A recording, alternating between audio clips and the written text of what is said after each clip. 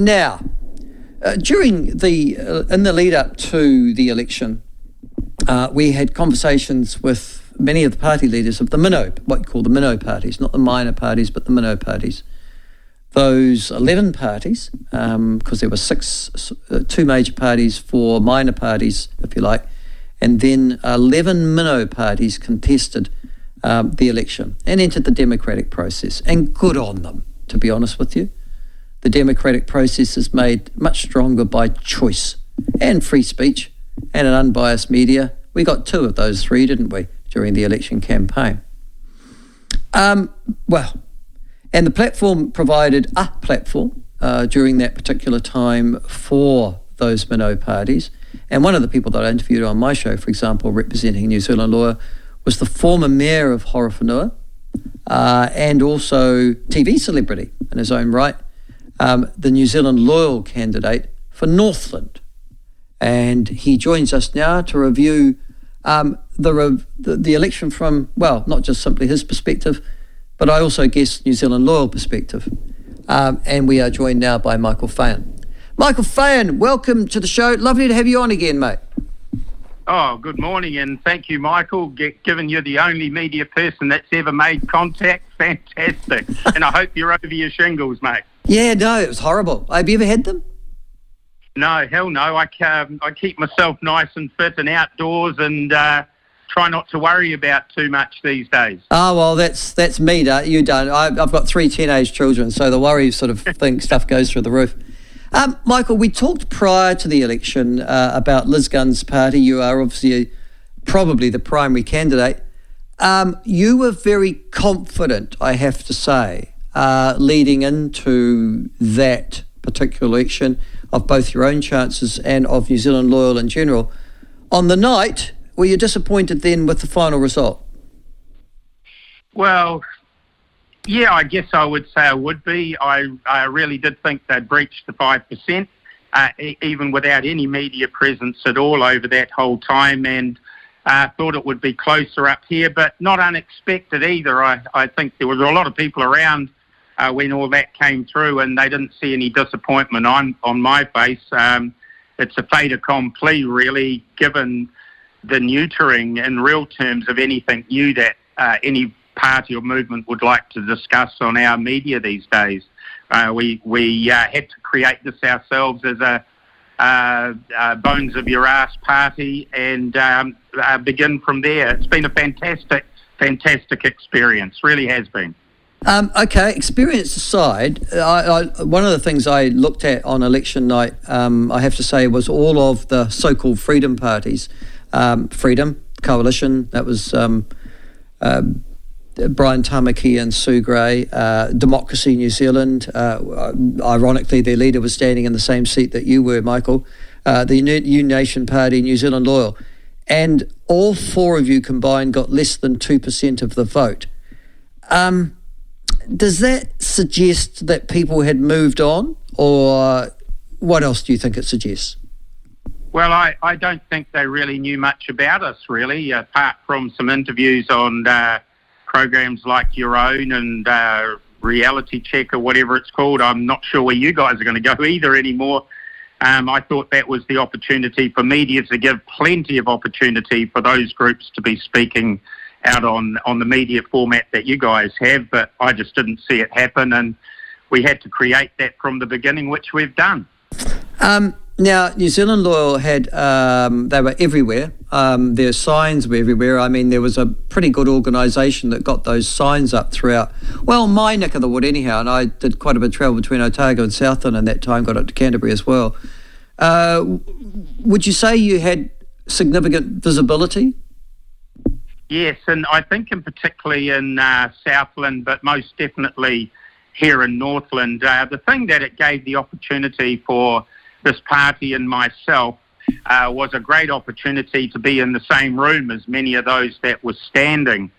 And frankly, that was the most disappointing part of the whole lot, the level of candidacy speeches and opportunity to discuss anything. I never had one single person from any other party make anything like a bad comment around the 1% transaction tax, the ideas of mayors as governance. They just would turn on their phone, read something from their phone, and that was that. It was sort of mind-numbing, really, and for those that turned up at the candidacy meetings, which were never well attended, and which we had to force our way into, never actually got asked for one. We found 3 that were on the go and got in, but really it all comes down to that, the public and the press, that we were a paradigm difference in everything we were offering, up for discussion, and no uptake. Only the media can answer that, and I have really, really strong thoughts about the media as it is. But in terms of people on the ground, it was absolutely exhilarating everywhere, and now we're still sitting here waiting for 700,000 odd votes. The whole process has been a disaster in a free election world. We're meant to be a free country, yet so much done around the elections of major concern. Are you suggesting, or is New Zealand law suggesting, that there was perhaps some sort of corruption, some sort of process that was subverted by this most recent election? I think it's more the quality of process, the attitude that the scrutineers that we've talked to had to put up within these voting stations, just the atmosphere in the polling stations was frankly disturbing. Polling day and election day was always traditionally, you had good repartee with other people that were attending. It was just like, it wasn't any great fun. I didn't feel the love anywhere there, Michael, I can tell you that. So what do you mean by that? That you were getting criticism or shunning from what? Election officials, other parties, both? Well, like I voted in Kuhukuhu, my hometown. I'd already said to the electoral people that there were a couple of people I was very worried about if they wound up as electoral officers, and guess who the electoral officers were? So, Active have been involved in things that have been very, very derogatory, and didn't really gee up my confidence in the process. I won't go so far as to say it's corrupt, but at all. But disorganisation, no training of people in terms of the counts. It seemed like everybody was just chucked together on the day or over the 2 days. And yet all these late votes. And I think it'll be interesting to see what happens to them. And we asked for the late vote right round the country. And maybe those late votes will gee us up to 2%, Michael. I owe you a coffee, by the way, too. That's all right. Just to explain that comment, we had a bit of a wager as to whether or not New Zealand law would get to the threshold. Yeah. Can I just say, though,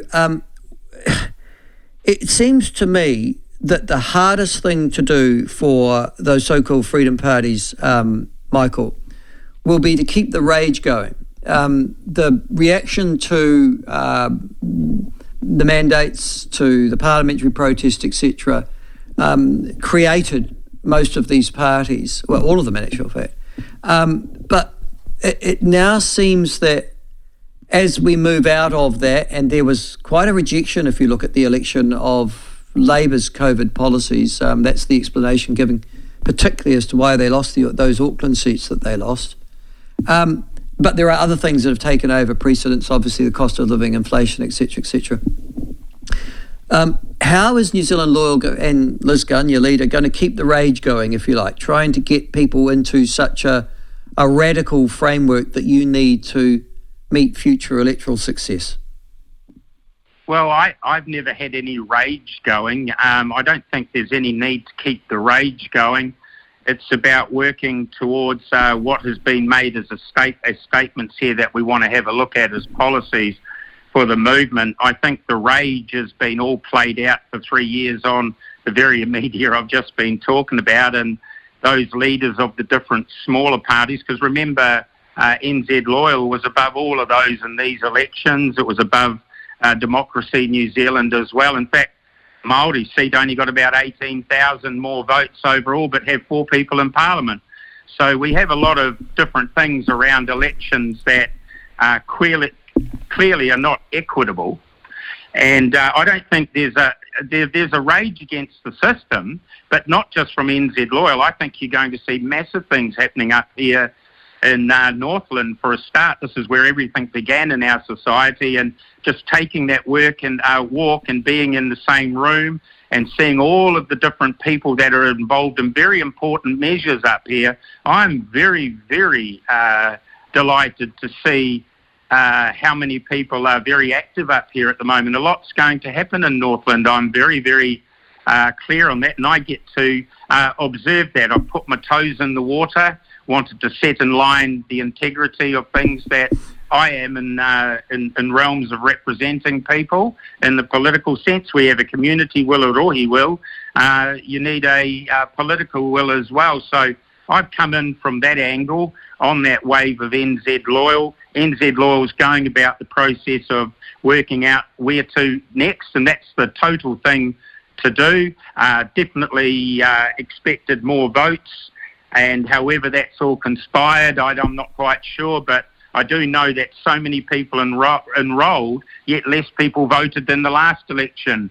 I think the inspiration's got to start coming from the media to be more across the board in points of views, and not fearing for their own existence might be a good help.